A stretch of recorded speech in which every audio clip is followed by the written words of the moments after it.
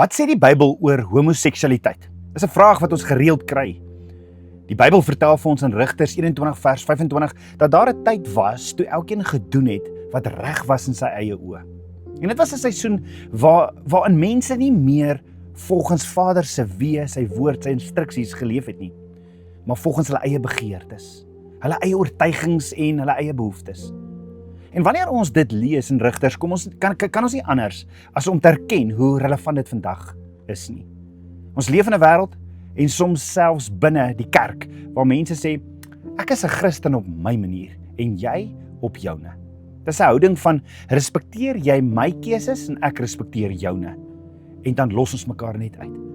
Nou die boek van Rigters wys vir ons dat wanneer ons Vader aanbid op ons eie terme, eerder as op syne, ons onsself ontneem van die teenwoordigheid, van sy teenwoordigheid waarin hy ons harte wil onderrig en verander.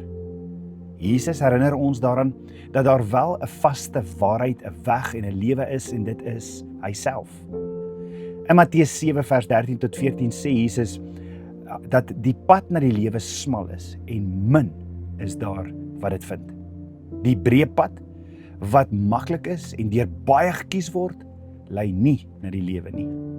En dit beteken dat waarheid nie bepaal word deur wat populêr of algemeen aanvaarbaar is nie, maar deur wat Vader vir ons leer en openbaar uit sy woord.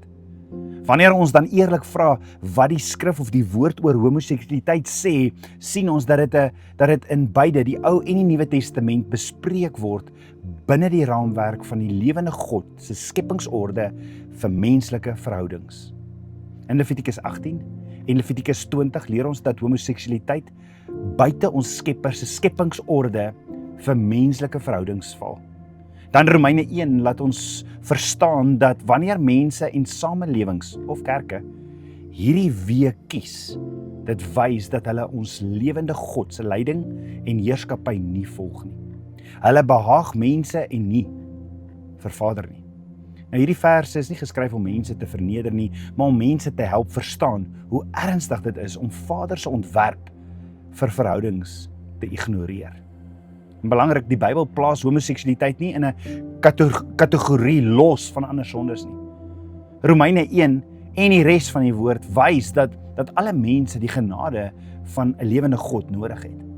Niemand staan bo ander nie.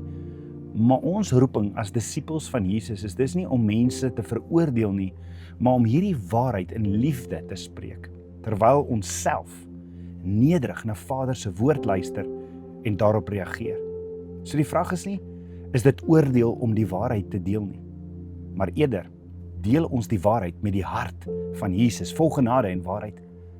Jesus het nooit kompromieë gesluit met die waarheid nie. Want sien, liefde en waarheid kan nie van mekaar geskei word nie. Hoor gou-gou.